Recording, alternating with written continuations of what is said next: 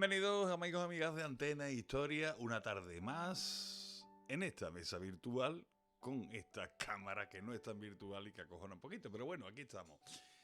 Bien, como habéis visto al comienzo, esto es un pequeño vídeo, ¿no? Para hablar de algunas cosas que se quedaron en el tintero. Bueno, no que se quedaron en el tintero, sino que bueno, sería mejor explicarla con el tema del vídeo y demás. Y bueno, sabéis que cuando estamos hablando tenemos un horario, vamos, bom, y hay ciertas cosas donde no se puede uno parar, ¿no?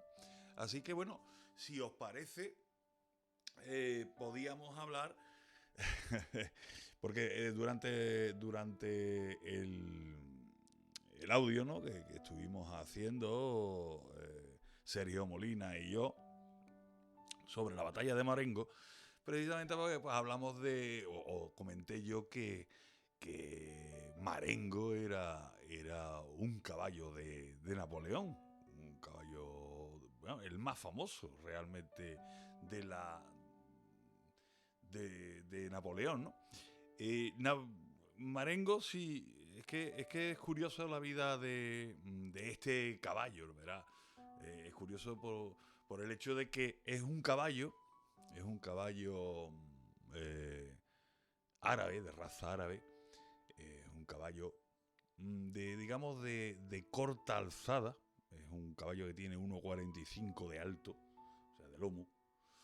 Le venía muy bien a Napoleón, la verdad. Quizás por eso se encaprichó tanto. Él tenía también otros dos caballos, digamos, predilectos hasta el momento, que uno se llamaba Visir y otro se llamaba Blanco. Bueno, pues este que nos atañe, Marengo.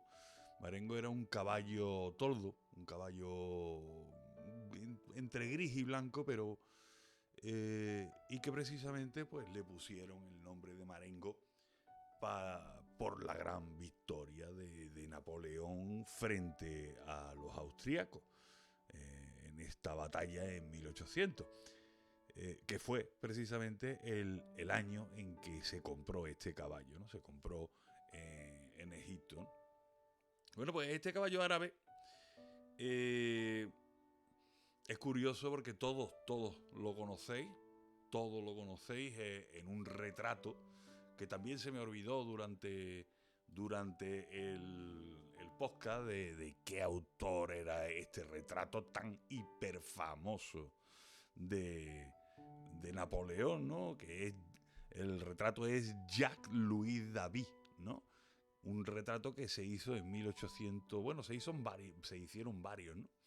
Pero bueno, el primero fue en 1801, un año posterior a la batalla de Marengo, y curiosamente el caballo que está reflejado en ese famosísimo cuadro, que ahora os lo pondré, es Marengo, cuando no debería estar. De hecho, Napoleón, ese cuadro se llama Atravesando los Alpes. Y la verdad es que Napoleón atravesó los Alpes montado en una mula. Lo que pasa es que, bueno, ya es bastante menos glamuroso. Voy a ver si lo encuentro por aquí mientras y os lo pongo. Porque ya os digo, es un caballo muy conocido y sobre todo un cuadro muy conocido. A ver si lo encuentro. Creo que sí, que ya está, ya lo tengo por aquí. Voy a pasar a ver. Este es el famoso cuadro que yo os comentaba, de Napoleón cruzando los Alpes, de Jacques-Louis David, en 1801. Bueno, pues ese caballo es Marengo, precisamente. No debería estar ahí, puesto que se compró ese mismo año, ¿no? Pero bueno, no estaba allí, ¿no? Bueno, lo curioso de este caballo, como yo digo, era muy preferido de Napoleón, lo quería mucho.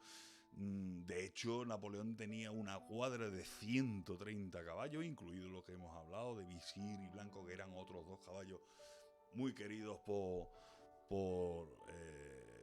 el emperador, el que posteriormente sería emperador. En este cuadro ya era cónsul, primer cónsul, que eso es curioso también, el hecho de cómo se hace cónsul, que es el 18 de Brumario, el 22 de septiembre. El 22 de septiembre, lo que equivalía al 18 de Brumario, que es cuando Napoleón da ese golpe de estado, ¿no? En un principio del audio empezamos a comentar un poquito y tal, pero bueno, si os parece os lo cuento un poquito más porque fue lo que se dice un mangazo en toda regla el que metió Napoleón en ese 22 de diciembre. Sabéis que, bueno, la revolución lo cambia todo, incluido el nombre de los meses, ¿no? Los meses, por ejemplo, estaba el mes de vendimiario, brumario, frimario, nivoso, pluvio, todos no me acuerdo, si floreal o algo así, no recuerdo bien. Pero bueno, no, 22 de septiembre, no, leche. Es que estoy dándole vuelta a la cabeza, no. El 18 de Brumario fue el 18 de Brumario del año 7, del año octavo de la Revolución. O sea, no fue el 22 de septiembre, fue el 9 de noviembre. El 9 de noviembre de 1799. Efectivamente, esa es la fecha. Ya sabéis que la historia y la fecha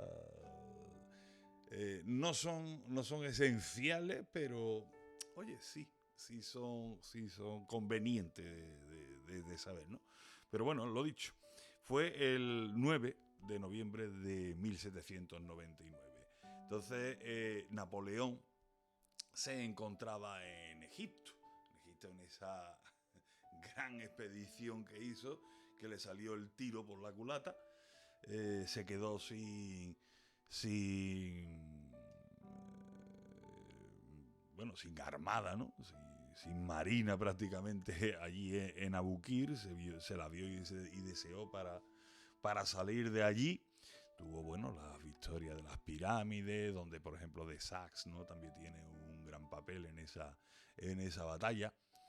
Y bueno, resulta que empiezan un movimiento en Francia bastante contrario al directorio en ese momento. Allí Napoleón tenía a su hermano Lucien, que era uno de los diputados.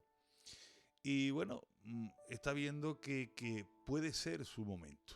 Puede ser su momento y por eso Napoleón sale pitando de Egipto y se va a Francia. Fue tachado, por supuesto, por ejemplo, por Cleve, que era un general que estaba allí con él, de traidor. Evidentemente dejó a todo su ejército allí para irse a París. Pero bueno, la ocasión lo valía, ¿no? La ocasión lo valía, puesto que se podía hacer realmente con un gran puesto dentro de la República. Y efectivamente así fue. De hecho, como decía, o sea, el directorio estaba bastante en horas bajas, ¿no? Y estaba muy convulsa la cosa. Y entonces, pues, a través de su hermano, que hemos dicho que era diputado, empieza a hacer unas maniobras.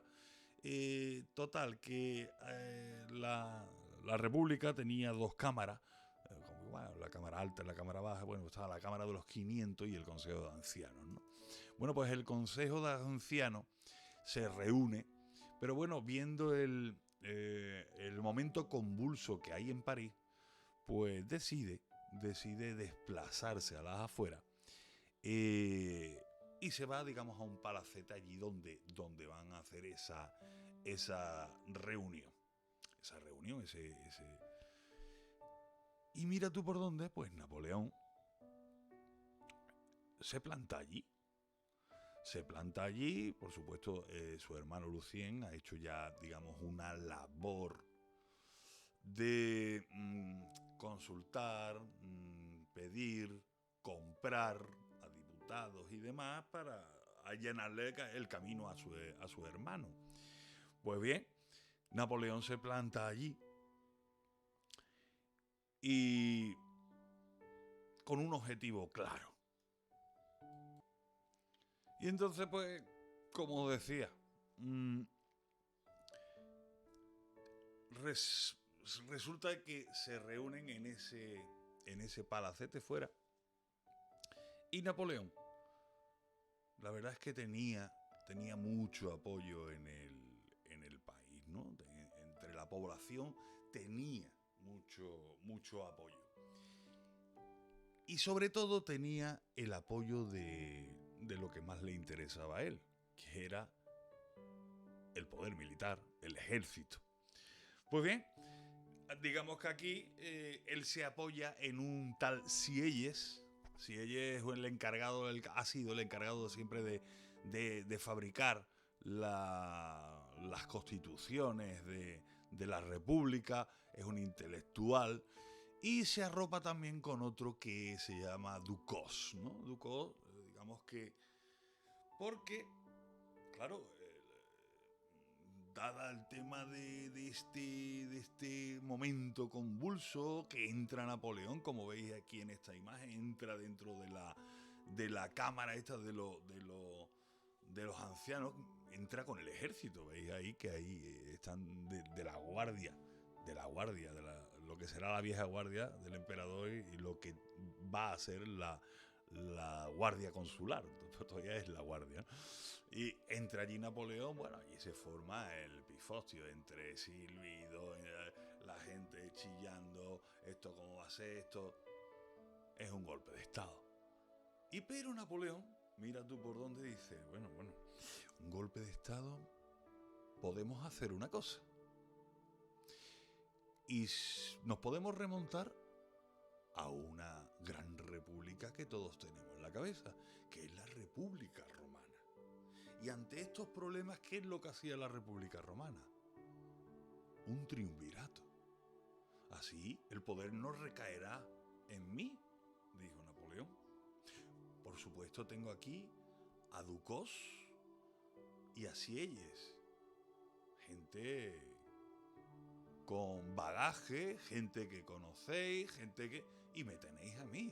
O sea, entre los tres podemos sacar esto para adelante, por supuesto, con el consejo vuestro. Oye, se aplacó la cosa y dijeron, pues mira, pues es una buena solución, un triunvirato. Pero claro, ahí no queda la cosa, porque dice tú, un triunvirato que gana Napoleón, pues sí, es uno más dentro de, pero que Napoleón es un tío muy listo, porque es muy listo. Era el mejor estratega, el mejor táctico, pero es que encima era muy listo.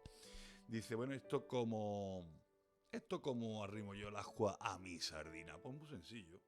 Dice, los tres vamos a gobernar, pero ya sabéis, aquí hay que ser efectivo, hay que ser, podemos consultarnos cosas, pero mandar tiene que mandar uno, porque si no va a ser el pifostio, esto va a ser la leche. Así que mira, yo propongo una cosa, eso lo dijo Napoleón, propongo que sea un triunvirato, nos apoyamos los unos a los otros, pero que gobierne uno. Y cada año vamos a ir gobernando uno. ¿Y cómo podemos organizar esto? Dijo Ducos y dijo Sieyès, pues mira, me parece bien. Pues nada, por orden alfabético. Lo hacemos por orden alfabético y ya, no hace falta, aquí no hay uno más que otro, sino por orden alfabético. Mira tú por dónde. Bonaparte, Ducos y Sieyès. Sieyès se quedó el pobre como diciendo, el último, voy a gobernar el último. Pero claro, Napoleón sabía perfectamente que el consulado no iba a ir a más y que el único cónsul iba a ser él. Así que ese es el golpe de Brumario, ¿no? Ese es el golpe de Brumario, que es un golpe de estado en toda regla. Como veis, esto sí se habla en el programa, pero bueno, cosas cortitas porque estamos hablando de lo que es la batalla de Marengo, y entonces pues no nos podemos detener en ciertas cosas, y para eso hago después a posteriori estos pequeños vídeos, ¿no? Pues lo dicho, hemos hablado de Marengo, del caballo, hemos hablado del 18 de Brumario, del golpe de estado de Napoleón. Ya es cónsul Napoleón y esta batalla, la de Marengo, precisamente la afronta siendo ya cónsul, ¿no? ¿Qué os iba a decir? Ah, bueno, por ejemplo, del caballo también alguna cosa, porque es importante, ¿no? Porque, oye, no es que haya una corriente animalista ni nada de esto, pero oye, ese caballo ha estado en muchísimas batallas. Por ejemplo, ese caballo ha estado, por ejemplo, en la batalla de Austerlitz. Marengo estuvo en la batalla de Austerlitz, estuvo en la batalla de Jena cuando acaban con los prusianos, estuvo en la batalla de Wagram, que también la hemos visto en un podcast aquí, donde, bueno, revientan a los austríacos también. Y por supuesto, en la batalla de Waterloo también estuvo Marengo, que precisamente, digamos que lo rescata, lo caza, lo pilla, un soldado británico, que era el 11º barón de Petre. O sea, era un tío que... Y trinca al caballo de Napoleón con el caballo y se lo lleva para Inglaterra. Y bueno, este caballo al final muere en 1831. Este caballo estuvo herido 8 veces. Un caballo que aguantó lo suyo. Ya te digo, no era un caballo grande, era un 1,45 de alzada. O sea, pero era un caballo robusto, ¿no? Ya te digo, vivió pues cerca de los 40 años, 38 años vivió. Que por cierto, hoy día su esqueleto está expuesto en el Museo Nacional del Ejército británico, ¿no? En Sandhurst o algo así, se llamaba algo así, Sandhurst o Sandhurst, no recuerdo cómo se llama ese museo, pero es el Museo del Ejército británico. Y allí está el caballo de Napoleón. Bueno, ¿qué más os puedo contar? Estuvimos hablando porque, claro, al hablar de la batalla de Marengo está lo que es la campaña, y es muy difícil en un podcast hablar con el tema hablando de mapas y cosas así, y se os puede dar nociones. Oye, mira, lo suyo es que ustedes juntáis con un mapa y podéis hablar, o sea, escuchar el podcast con el mapa. Evidentemente eso es una tontería. Se dice mucho, pero una tontería, porque el que no está trabajando está en el gimnasio, el que no está paseando a la perra, el que no iba con sus cascos puestos, que esa es la gracia que tiene el podcast. Que el podcast te lo puedes llevar a cualquier lado, cuando quieras y como quieras, ¿no? Pues, pero bueno, aquí tienes el mapa, que te lo voy a poner yo ahora mismo, y vamos a ver unas cositas que se hablan en el programa, y ahora lo vamos a ver sobre este mapa. Podemos pasar, por ejemplo, con el mapa de la campaña. Este es el mapa de la campaña, es un recorte, no esperéis otra cosa así más trabajada porque tampoco da tiempo. Es un recorte del Google Maps, simplemente. Y sobre él, pues os he puesto con unas flechitas, con unas cositas, cómo se mueve la cosa. Y así os la voy a explicar fácilmente, ¿no? Si veis este hombre así tan feito que hay aquí abajo, es el barón de Mela, o sea, sí, Mela, ¿no? Que es el jefe de los ejércitos austriacos. Mela está ahí en esa zona, entre Turín y Génova, y espera que Napoleón venga por donde veis, ángulo inferior izquierdo, Niza. Niza no cabe, o sea, Niza está un poco más abajo, pero bueno, como no cabe en el recorte, pues he dicho Niza y la flechita, ¿no? Un poquito más para abajo. Bueno, Melas creía que iba a venir Napoleón por aquí, por esta zona, por donde ponemos movimiento de ejército más o menos, por ahí. Entonces allí estaba Melas esperando entre Turín, Génova. Génova estaba siendo asediada por Melas y estaba aguantando allí Massena. El mariscal Massena.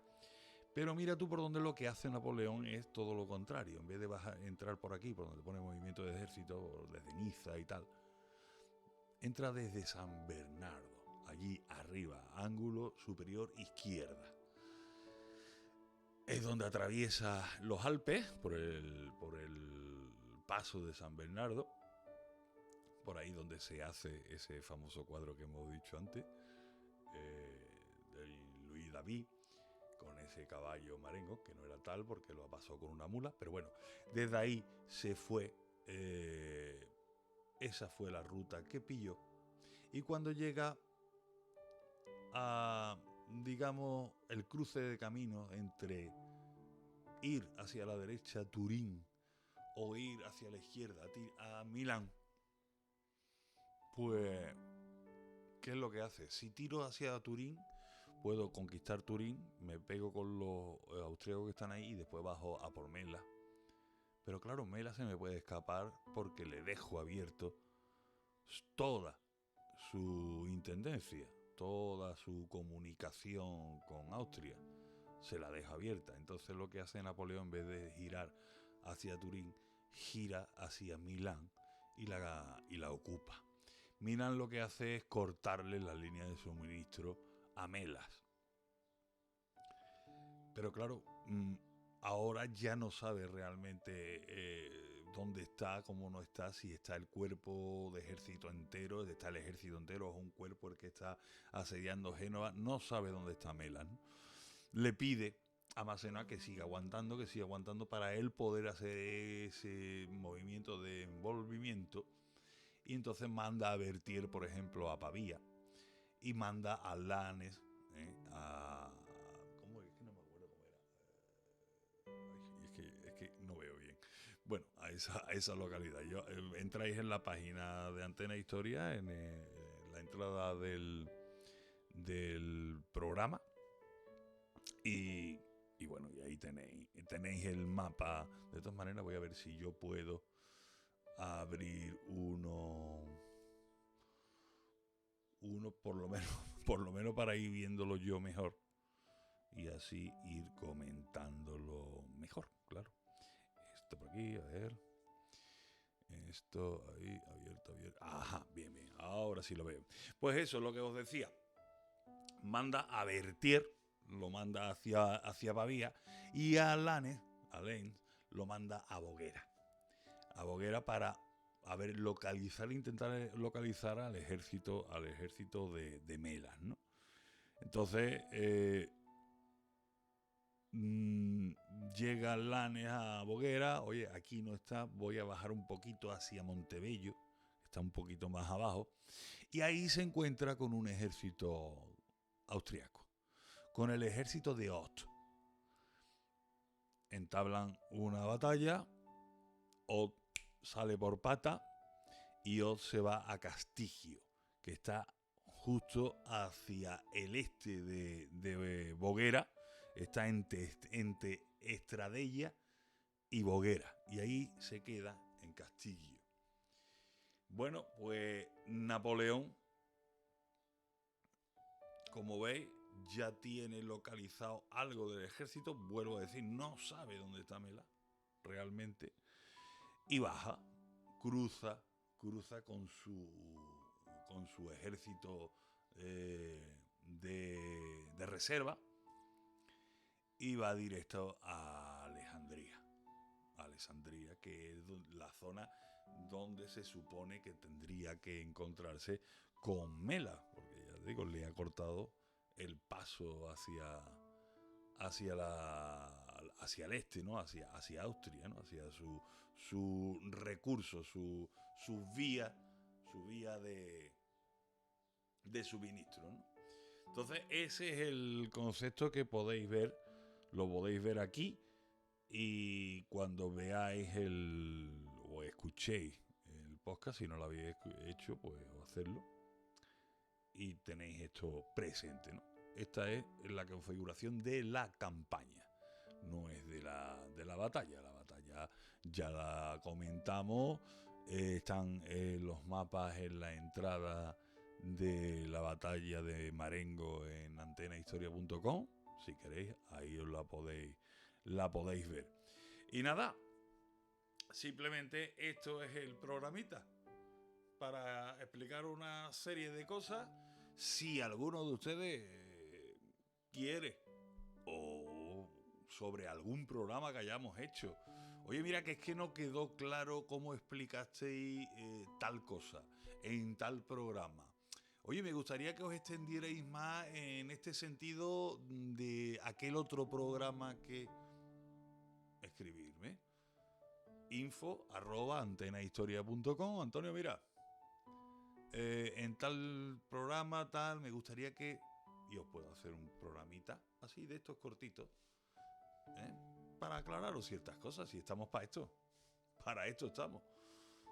Estamos para divulgar historia y, como digo yo siempre en Antena de Historia, no sentamos cátedra, lo único que hacemos es exponer las cosas, y si ustedes queréis abundar más, tenéis libros, tenéis para entrar a saco en aprender mucho más.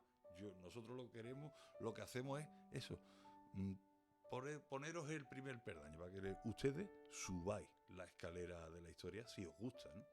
Así que nada, lo dicho, terminamos el programa de hoy. Estas cositas de Marengo que se quedaron colgadas. Y como siempre digo, con esto y un bizcocho, hasta mañana a las 8. Así que, adiós.